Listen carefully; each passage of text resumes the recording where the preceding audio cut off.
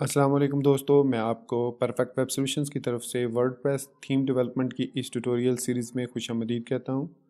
दोस्तों, मेरा नाम इमरान कासिम है और ये हमारा वर्डप्रेस थीम डेवलपमेंट की ट्यूटोरियल सीरीज़ का पार्ट 12 है। और आज के इस वीडियो ट्यूटोरियल में हम थीम कस्टमाइजेशन एपीआईज़ के बारे में डिस्कशन करेंगे और देखेंगे कि किस तरीके से हम अपना कस्टमाइज़र क्रिएट कर सकते हैं विद इन ओवर थीम, ताकि हम अपनी थीम की जो फंक्शनैलिटी है और लुक एंड फील को एनहेंस कर सकें। तो दोस्तों, बगैर कोई देर किए, बगैर आपसे कहे कि चैनल को सब्सक्राइब कीजिए, वीडियो को लाइक और शेयर कीजिए, बेल आइकन को दबाइए। चलिए शुरू करते हैं इस वीडियो ट्यूटोरियल को। तो वर्डप्रेस के अंदर हम अगर कोई चीज़ कस्टमाइज़ करना चाहें, मतलब कोई ऐसा फीचर ऐड करना चाहें जिसको हम डायनामिकली रन टाइम पर चेंज कर सकें विदाउट मॉडिफाइंग द कोड, उसके लिए हम कस्टमाइज़र क्रिएट करते हैं और फिर उसको अपनी थीम के साथ अटैच कर देते हैं। वर्डप्रेस के अंदर उसके वर्जन 3.4 के बाद इस कस्टमाइज़र के साथ इसका लाइव प्रीव्यू भी दिखाया जाता है, जिसकी मदद से हमें पता चल जाता है कि हमारी इस कस्टमाइजेशन से इस पर क्या इफ़ेक्ट होगा हमारी थीम पर। तो चलिए सबसे पहले मैं आपको दिखा देता हूँ कि जो ऑलरेडी बिल्ट इन जो कस्टमाइज़र है इसके अंदर वो कैसे काम करता है, फिर उसके बाद हम आगे चलेंगे। तो यहाँ पर मैं लॉगिन हो जाता हूँ अपने अकाउंट में wp-dev.test में। और अगर यहाँ पर आप अपीयरेंस में जाएं तो यहाँ पर आपके पास एक कस्टमाइज़ का ऑप्शन आता है। इसको क्लिक करने के बाद एक न्यू विंडो ओपन होती है जिसमें राइट साइड पर लाइव प्रीव्यू आएगा और लेफ़्ट साइड पर यहाँ पर हमारे पास कुछ ऑप्शंस होंगे, जैसे साइट आइडेंटिटी है, मेन्यूज़ है, विजेट्स है, होम पेज सेटिंग है, एडिशनल सीएसएस है। So these are the settings. अब इन्हीं सेटिंग्स के अंदर हम अपनी सेटिंग्स को ऐड कर सकते हैं और अपनी फंक्शनैलिटी को भी ऐड कर सकते हैं। तो यही चीज़ आज के इस वीडियो ट्यूटोरियल में हम सीखेंगे कि किस तरीके से हम ये कर सकते हैं। तो इसके लिए हमें सबसे पहले अपने थीम के अंदर मैं यहाँ पर एक न्यू फाइल क्रिएट कर लेता हूँ। और ज़रूरी नहीं है, आप functions.php में डायरेक्ट भी कर सकते हैं, लेकिन टू ऑर्गेनाइज करने के लिए कोड को मैं यहाँ पर एक न्यू फाइल क्रिएट कर देता हूँ customizer.php के नाम से। इंक्लूड INC के फोल्डर में मैंने इसको सेव कर दिया और अब इसको मैं functions.php में जिस तरीके से हमने ऐड थीम सपोर्ट को इंक्लूड किया था, इसको भी मैं इंक्लूड कर लूँगा customizer.php के नाम से। अब ये फाइल भी हमारी ऐड हो चुकी है। तो इस फाइल के अंदर हम यहाँ पर अपनी कस्टमाइज़र को ऐड करेंगे। तो देखिए, इसके लिए हमें एक ही हुक चाहिए होती है, एक्शन हुक है जो, जिसका नाम है रजिस्टर, कस्टमाइज रजिस्टर या रजिस्टर कस्टमाइज़र है। तो उसको हम ऐड करेंगे इस तरीके से, customize register I think, customize register. ये हमारे पास एक्शन हुक है जिसकी मदद से हम अपनी जो कोडिंग है, अपना जो कस्टमाइज़र है, वो एम्बेड कर सकते हैं अपनी थीम के अंदर। तो इसको एक कॉल बैक फंक्शन प्रोवाइड करना होता है, उसको मैं नाम दे देता हूँ रजिस्टर कस्टमाइज़र। फिर उसके बाद उसकी प्रायोरिटी और नंबर ऑफ़ आर्गूमेंट्स इसमें एक ही होता है, तो वो यहाँ पर मैंने ऐड कर दिया। अब यहाँ पर ये वाला फंक्शन मैं क्रिएट करूँगा PWSPK रजिस्टर कस्टमाइज़र के नाम से, और ये एक इनपुट लेगा WP कस्टमाइज। इसको आप कोई भी नाम दे सकते हैं, ये मैंने जस्ट एक आर्ग्यूमेंट दिया है, तो आप इसको नाम कुछ भी दे सकते हैं। तो अब यहाँ पर हमारे पास इसके अंदर 4 मेथड्स होते हैं इस WP कस्टमाइज़ के अंदर, जिनको यूज़ करते हुए हम अपनी कस्टमाइजेशन क्रिएट कर सकते हैं। वो कौन कौन से 4 फंक्शंस हैं? नंबर 1 पर है, उसको कहते हैं ऐड पैनल। दूसरे नंबर पर है ऐड सेक्शन। तीसरे नंबर पर है ऐड सेटिंग। और फोर्थ नंबर पर है ऐड कंट्रोल। तो ये जो 4 मेथड्स हैं, ये चारों मेथड्स हमें इस ऑब्जेक्ट के साथ ऐड करने हैं, और जब हम इनको व्यू करेंगे तो ये मेथड यहाँ पर हमें अपनी मर्ज़ी की कस्टमाइजेशन ऐड करने में हेल्प करेंगे। तो सबसे पहले हम पैनल की बात करें तो ये सिंपली हमें इसको एक आईडी देनी होती है। सो PWSPK, आप इसको कस्टम पैनल में नाम दे देता हूँ आईडी। फिर उसके बाद इसमें एक एरे पास करते हैं और उस एरे में हमें यहाँ पर इसका टाइटल देना होता है, और ये है जी कस्टम थीम पैनल, इसको नाम दे देते हैं। फिर उसके बाद इसकी डिस्क्रिप्शन आप देना चाहें तो इसकी डिस्क्रिप्शन दे सकते हैं, जैसे दिस इज़ कस्टमाइज़र फॉर थीम। और उसके बाद इसकी प्रायोरिटी देना चाहें। प्रायोरिटी का मतलब होता है कि ये किसके बाद शो हो। इसकी प्रायोरिटी 10 है, ये 20 है, 30 है, 40 और 50 है। अगर मैं 60 दूंगा तो ये सबसे एंड में आएगी, अगर 10 दूंगा तो सब इसके बाद आएगी, साइट आइडेंटिटी के बाद 20 दूंगा तो इसके बाद आएगी। तो मैं सपोज इसकी प्रायोरिटी दे देता हूँ 20। तो ये अब हमारा पैनल जो है ये क्रिएट हो जाएगा। इसको मैं यहाँ से, उसके बाद इसी पैनल के अंदर हमें एक सेक्शन क्रिएट करना होगा। जब तक हम सेक्शन क्रिएट नहीं करेंगे पैनल विजिबल नहीं होगा। मैं इसको कमेंट करके अगर मैं इस पेज को रीलोड करता हूँ तो यहाँ पर आप देख सकते हैं अभी तक हमारा जो पैनल है वो ऐड नहीं हुआ। तो उसके बाद हमें यहाँ पर सेक्शन ऐड करना होगा। सेक्शन में सेम इसको हमें एक आईडी, यूनिक आईडी देनी होगी, कस्टम सेक्शन दे देते हैं। और सेम उसको भी एरे ऑफ आर्ग्यूमेंट्स पास करना है हमने। तो सबसे पहले उसका टाइटल, और अब आप इस सेक्शन में क्या क्या चीज़ें चेंज करना चाह रहे हैं।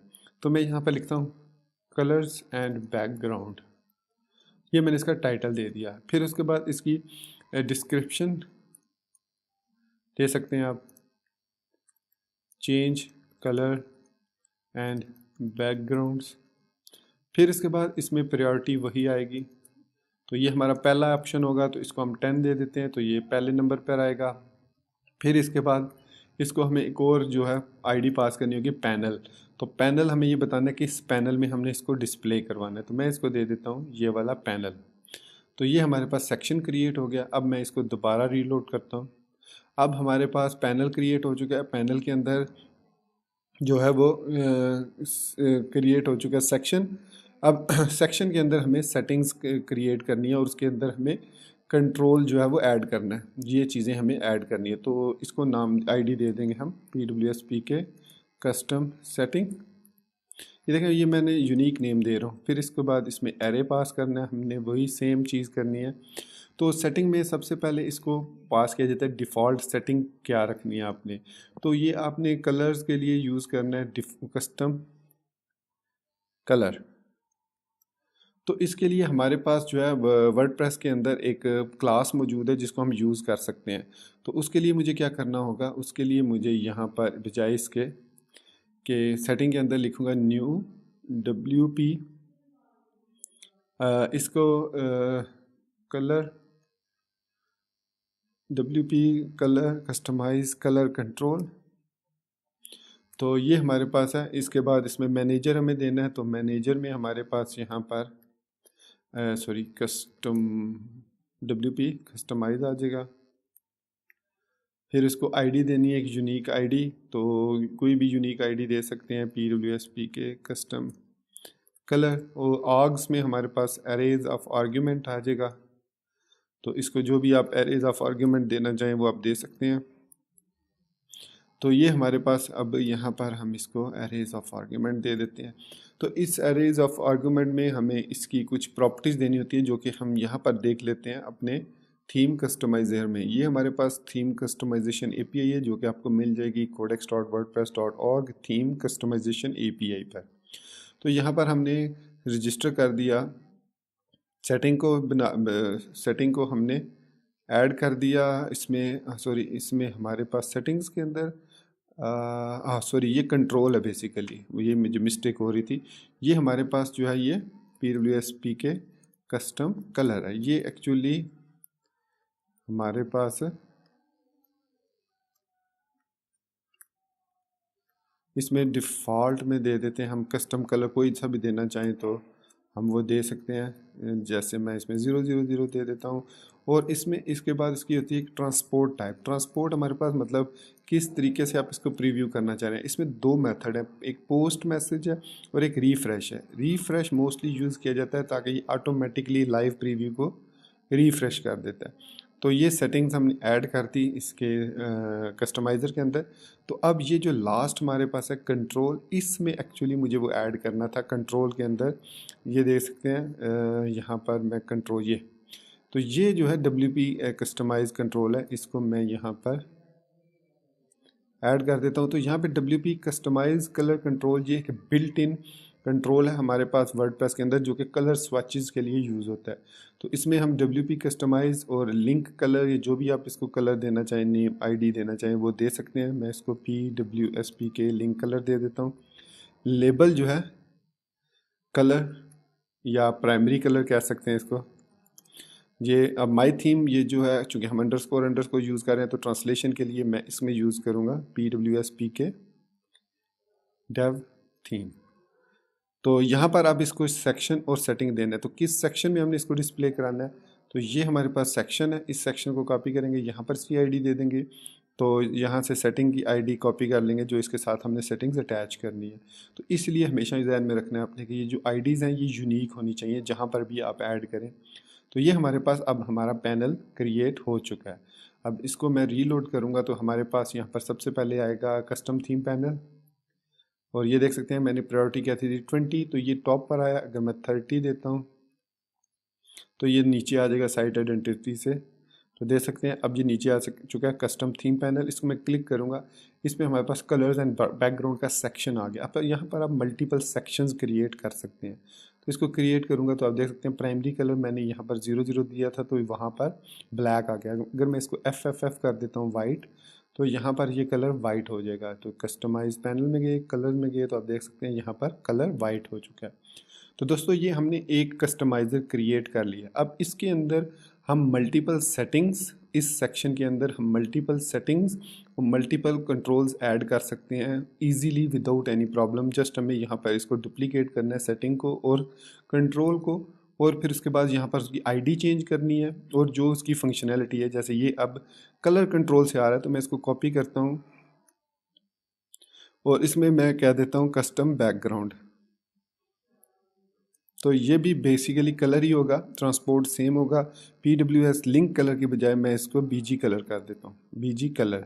सो इसको बैकग्राउंड कलर यहाँ पे कर देते हैं उसको। अब यहाँ पर हमारे पास ये जो है कस्टम बैकग्राउंड है, इसको कॉपी करना है और यहाँ पर इसको ऐड कर देना है।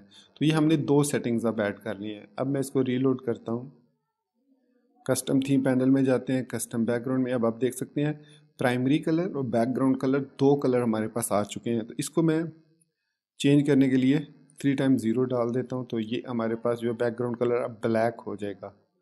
तो यहाँ पर आए तो ये देख सकते हैं ये ब्लैक हो गया, ये वाइट हो गया। इसी तरीके से ये जो WP कस्टमाइज कलर कंट्रोल है, इसके अलावा हमारे पास काफ़ी सारे कलर कंट्रोल मतलब कंट्रोल्स हैं WP कस्टमाइज कलर के साथ। अब इसकी एग्जैक्ट मैं यहाँ से इसको कॉपी करता हूँ कंट्रोल और इसको कॉपी करके कंट्रोल शिफ्ट F V करके मैं इसको फाइंड करता हूँ, तो ये हमें यहाँ पर कहीं ना कहीं पे सारे मिल जाएंगे, ये देख सकते हैं। तो ये है हमारे पास सारे क्लास WP कस्टमाइज मैनेजर। इसके अंदर यहाँ पर ये देख सकते हैं ये हमारे पास रजिस्टर एंड डिफरेंट टाइप के पैनल्स, जिसमें हमारे पास यहाँ पर कलर कंट्रोल हमने यूज़ किया, फिर मीडिया कंट्रोल है, फिर अपलोड कंट्रोल है, फिर इमेज कंट्रोल है, बैकग्राउंड इमेज कंट्रोल है। तो सपोज़ मैं अगर मीडिया कंट्रोल को यूज़ करना चाहूँ, जैसे मैं बैकग्राउंड का इसका बैकग्राउंड इमेज चेंज करना चाह रहा हूँ, this is latest sticky post, इसका बैकग्राउंड इमेज मैं लगाना चाह रहा हूँ यहाँ पर, तो मुझे क्या करना होगा, यहाँ पे कस्टमाइज़र में आना होगा। तो इसको कॉपी करेंगे सेटिंग और कंट्रोल को, यहाँ पर मैं कर दूंगा पेस्ट, और कस्टम बैकग्राउंड इसको दे देता हूँ इमेज आईडी, क्योंकि यूनिक आईडी देनी है। तो ये कस्टम बैकग्राउंड इमेज, इसको कॉपी किया और यहाँ पर सेटिंग के अंदर पेस्ट कर दिया। फिर इसके WP कस्टमाइज कलर की बजाय हम यूज़ करेंगे मीडिया कंट्रोल, तो यहाँ पर हम इसको मीडिया कंट्रोल दे देंगे। अब इसकी एक एक्स्ट्रा टाइप है माइम टाइप इमेज, तो ये इसके माइम टाइप हम दे सकते हैं इस क्लास की। तो ये हमारे पास है, ये new customize this header video custom header label mime type देख सकते हैं। अब यहाँ पर वीडियो लिखी हुई है। फिर इसी तरीके से URL है इसकी टाइप, एक्सटर्नल हेडर वीडियो लगा सकते हैं हम, कोई भी लगाना चाहें। तो ये हमारे पास डिफरेंट ऑप्शंस हैं। तो अभी मैंने क्या किया, अभी मैंने इसके अंदर इमेज लगा दी है। तो अब माइम टाइप जो है वो इमेज हमारे पास आ जाएगी, और इसमें हमारे पास और तो बैकग्राउंड इमेज और माइम टाइप, ये हमारे पास वीडियो है। तो इसी तरीके से हम इमेज भी दे सकते हैं। अब मैं इसको रीलोड करता हूँ, तो कस्टमाइज पैनल में गए, तो अब आप देख सकते हैं प्राइमरी कलर, सॉरी मेरे से मिस्टेक हो गई है, मैंने यहाँ पर बैकग्राउंड इमेज पे कस्टम सेक्शन, बैकग्राउंड इमेज, और मैंने बीजी इमेज ये चेंज नहीं की थी आईडी। ये आपने ध्यान में रखना है कि आईडी लाजमी आपने चेंज करनी है, वरना ये इसी तरीके से लास्ट जो होगी आईडी वो उठा लेगा और आप कंफ्यूज होते रहेंगे। तो आप देख सकते हैं बैकग्राउंड कलर जो है वो, इसको बैकग्राउंड इमेज कह देते हैं यहाँ पर। तो ये हमारे पास बैकग्राउंड इमेज आ गया। तो दोस्तों इस तरीके से हमने कंट्रोल्स को क्रिएट कर लिया। अब इन कंट्रोल्स को हमने कैसे यूज़ करना है थीम्स के अंदर वो देखते हैं। तो हमने जो भी कंट्रोल्स क्रिएट किए हैं, लेट्स सी कि उनको कैसे यूज़ करना है, कहाँ पर यूज़ करना है। अब ये जो प्राइमरी कलर है, मैं ये चाह रहा हूँ कि जब ये कलर जो भी हो, तो जितने भी हमारे पास यहाँ पर कलर्स हैं, लिंक्स हैं, एंकर टैग्स हैं, उनका जो कलर है वो रेड हो जाए। जितने भी एंकर टैग्स हैं तो वो उनका कलर रेड हो जाए। तो इसके लिए मुझे क्या करना पड़ेगा, इसके लिए मुझे यहाँ पर आना पड़ेगा अपने बल्कि इसी में ही हम ऐड कर सकते हैं, क्योंकि हम यहाँ पर एक और हुक यूज़ करेंगे, ऐड एक्शन WP हेड। अब इस WP हेड हुक की मदद से, अगर आपको याद होगा कि लास्ट टाइम हमने मेटा को इंजेक्ट किया था, अगर आपको याद हो functions.php में हमने मेटा को इंजेक्ट किया था ऐड के साथ। ये देख सकते हैं मेटा व्यू पोर्ट को इंजेक्ट किया था यूजिंग WP हेड। तो इसी तरीके से अब हम हेड को यूज़ करते हुए PWSPK कस्टम स्टाइलिंग के नाम से कोड को ऐड करेंगे। तो ये कोड बेसिकली हमारी जो सेटिंग्स है वो परफॉर्म करेगा फंक्शन। तो अब इसके ज़रिए हम क्या करेंगे, तो इसके ज़रिए हम यहाँ पर कलर को चेंज कर सकते हैं, और उसके बाद हम इसके बैकग्राउंड को चेंज कर सकते हैं, और बैकग्राउंड इमेज को चेंज कर सकते हैं। तो इसके लिए हमारे पास जो चीज़ मौजूद होनी चाहिए वो ये है कि ये जो एंकर टैग्स हैं, ये जो एंकर टैग्स हैं सपोज़, इनका अगर आप देखें तो क्लास है और एक टैग है, तो ए को हम डायरेक्टली कर देते हैं। तो यहाँ पर हमें एको करना पड़ेगा स्टाइल, और यहाँ पर मेंशन कर दे type is equal to text slash CSS, और इसको यहाँ पर हम क्लोज कर देते हैं। तो अब यहाँ पर हमने नॉर्मल CSS लिखनी है, मतलब मैं एंकर टैग को चेंज करना चाह रहा हूँ इस तरीके से।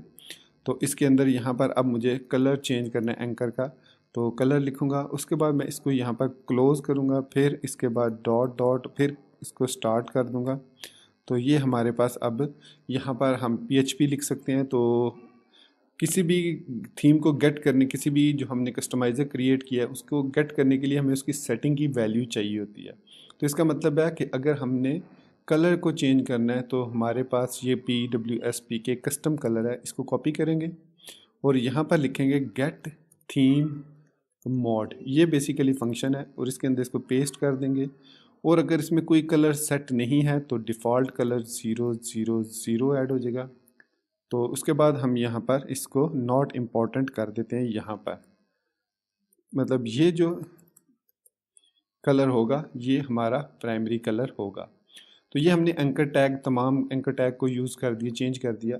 अब हम बात करते हैं बैकग्राउंड कलर की, बॉडी की बैकग्राउंड कलर की।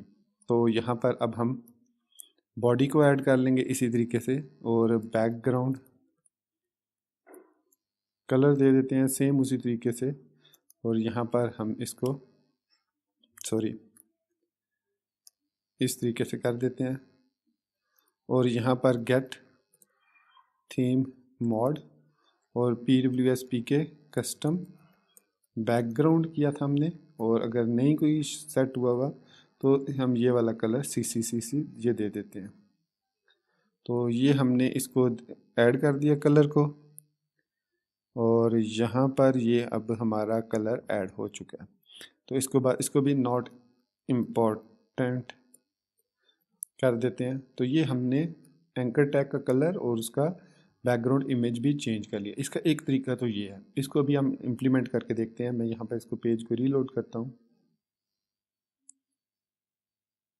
तो कलर चेंज करके देखेंगे हम अभी लाइव प्रीव्यू में।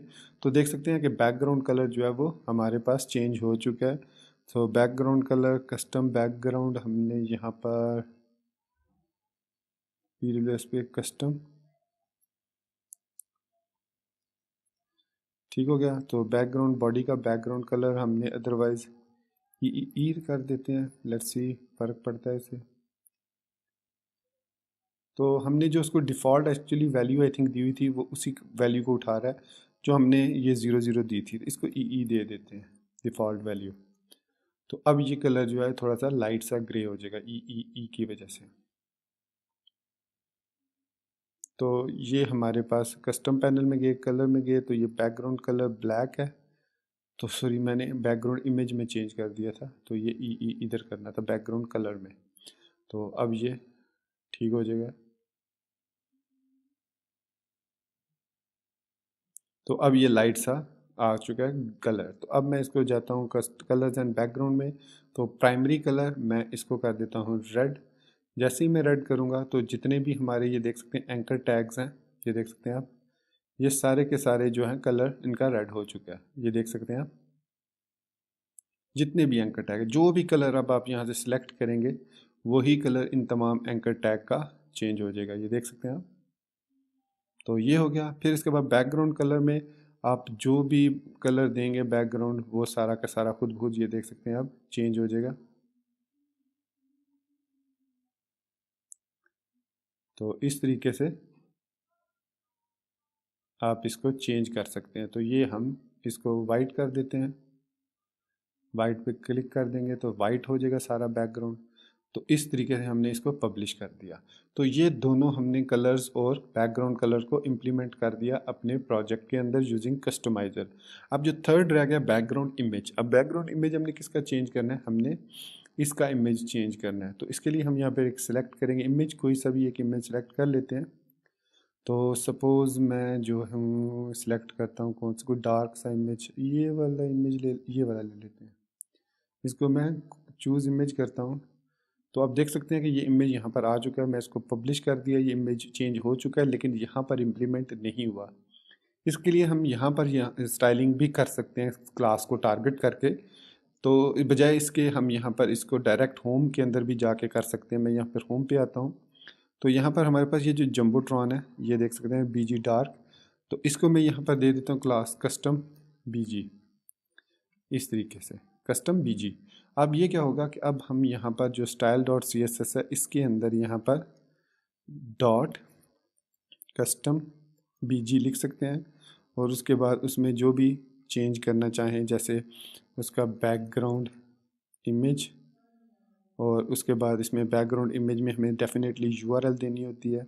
तो हम यहाँ पर यूआरएल दे सकते हैं। तो मैं इसको कुछ इस तरीके से करता हूँ कि यहाँ पर इसको क्लोज़ कर, सॉरी, यहाँ पर मैं इसको, अब चूँकि हम एको के अंदर हैं तो मैं यहाँ पर बैकग्राउंड इमेज यूआरएल, और इसमें यहाँ पर यूआरएल का पाथ दे दूँगा इस तरीके से, गेट थीम मोड। अब यहाँ पर एक कलर को देने के लिए हमें यहाँ पर एक इमेज लेना होगा। तो image ID is equal to, हमें गेट करनी होगी उसकी WP गेट अटैचमेंट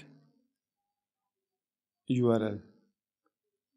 तो ये हमारे पास अटैचमेंट आईडी आएगी गेट थीम मॉड, और यहाँ पर हमने इसको नाम दिया था जो मीडिया कंट्रोल है PK इमेज सेटिंग में हमने ये दिया था।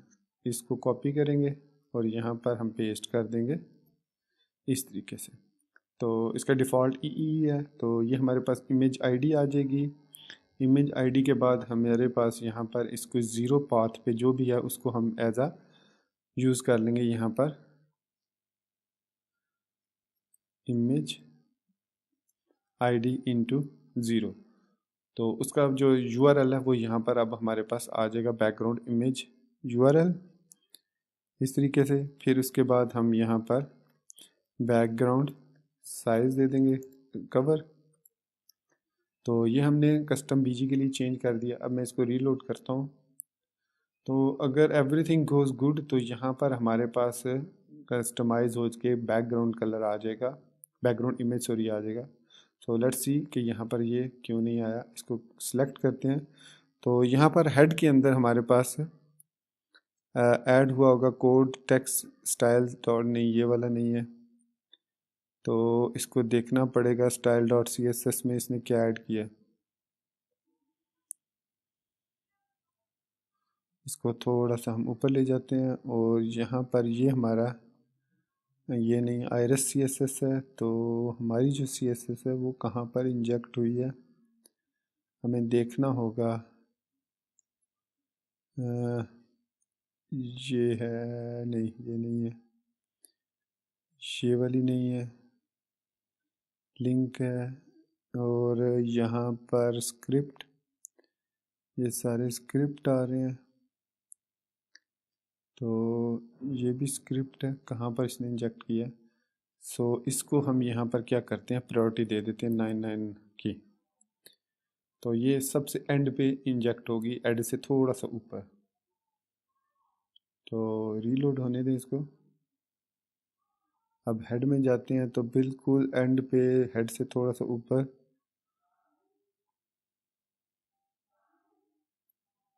तो एक्चुअली यहाँ पर ये एरे नहीं फाइंड करता, सिंपल उस इमेज का URL फाइंड कर लेगा। तो यहाँ पर सिंपल हम इमेज ID लिख देंगे। इमेज ID लिखने के बाद मैं इसको दोबारा से रीलोड करता हूँ। तो अब जो है हमारा जो कलर है वो चेक करते हैं चेंज हुआ है कि नहीं हुआ। यहाँ पर ये कलर ठीक आ रहा है। तो यहाँ पर हम पेज को रीलोड करते हैं और व्यू पेज सोर्स करेंगे। तो यहाँ पर स्क्रॉल डाउन करता हूँ तो ये देख सकते हैं यहाँ पर बैकग्राउंड इमेज में URL नहीं आ रही। तो URL को इस तरीके से करते हैं, डॉलर मैंने वो लगाया था, शायद वो जावास्क्रिप्ट में होता है। तो अब यहाँ पर आप देख सकते हैं ये हमारे पास वो इमेज आ रहा है। तो अगर मैं अब इसको रीलोड करता हूँ तो अब आप देख सकते हैं कि हमारा जो इमेज है वो लोड हो चुका है प्रॉपरली। स्टाइलिंग इसकी थोड़ी सी, बैकग्राउंड साइज कवर है, बैकग्राउंड हाइट, उसको विड्थ वगैरह दे सकते हैं आप। इसको मैं इंस्पेक्ट एलिमेंट करता हूँ और इसकी यहाँ पर ये देख सकते हैं बैकग्राउंड साइज। इसको अगर कंटेन कर दूँ तो ये कुछ इस तरीके से हो जाएगा। और बैकग्राउंड रिपीट, नो, रिपीट कर दूंगा।